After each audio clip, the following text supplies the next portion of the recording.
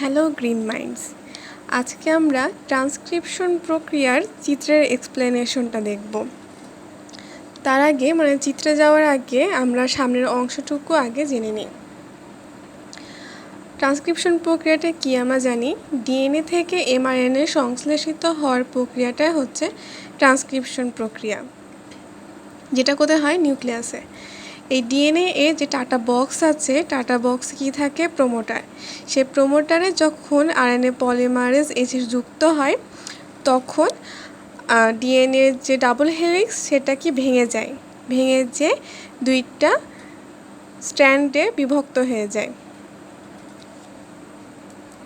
ঠিক এই যে দুইটা স্ট্র্যান্ড, একটা কি কোডিং সূত্র বা কোডিং স্ট্র্যান্ড, আর একটা হচ্ছে টেমপ্লেট সূত্র বা টেমপ্লেট স্ট্র্যান্ড। এটা কি ডাবল হেলিক্সটা আলাদা হয়ে যে দুটা সূত্রে আলাদা হয়ে গেছে। তার পরের ধাপে কি হয়? RNA polymerase enzyme ATP, GTP, UTP এবং সিটিপি থেকে এই যে টেমপ্লেট, সেই টেমপ্লেটের ভিত্তিতে নিউক্লিওটাইড যুক্ত করতে থাকে। দেখো, এটা টেমপ্লেট ছিল আমাদের টেমপ্লেট। সেই টেমপ্লেটের ভিত্তিতে থায়ামিন আছে, তাই adenine, thymine, adenine, cytosine, guanine. যেহেতু এটা আরএনএ, সেজন্য দেখো অ্যাডেনিনের জায়গায় ইউরাসিল হয়েছে, এখানে কিন্তু থায়ামিন হয়নি, কারণ এটা কি একটা আরএনএ সূত্র। এজন্য আমরা বলেছি কি টেমপ্লেট সূত্রের উপর আরএনএ সংশ্লেষণ। এই যে টেমপ্লেট সূত্রের উপর আরএনএ সংশ্লেষণ হচ্ছে, এটা অবশ্যই টেমপ্লেটের ভিত্তিতে হবে, কোডিং সূত্রের ভিত্তিতে না। তারপরের ধাপে কি হয়?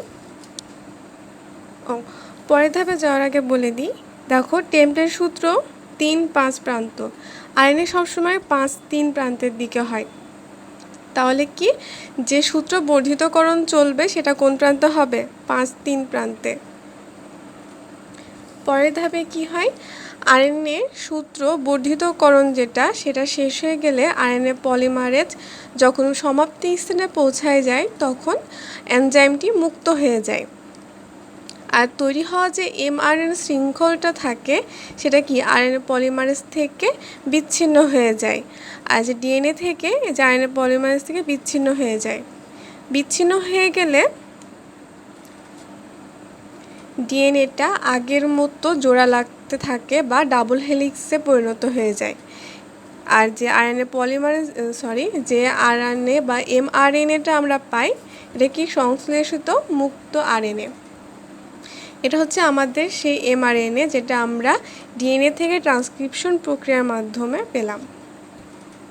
আমাদের এই তৈরি হওয়া প্রি এমআরএনএতে ইন্ট্রন আর এক্সন থাকে। ইন্ট্রন কি অপ্রয়োজনীয় অংশ, আর এক্সন হচ্ছে প্রয়োজনীয় অংশ।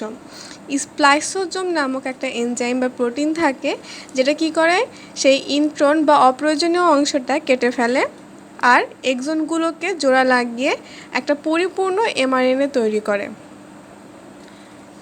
এই এমআরএনএ, পরিপূর্ণ এমআরএনএটা সাইটোপ্লাজমে যে ট্রান্সলেশনে অংশ নেয়।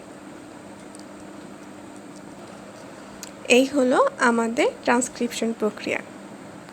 So now,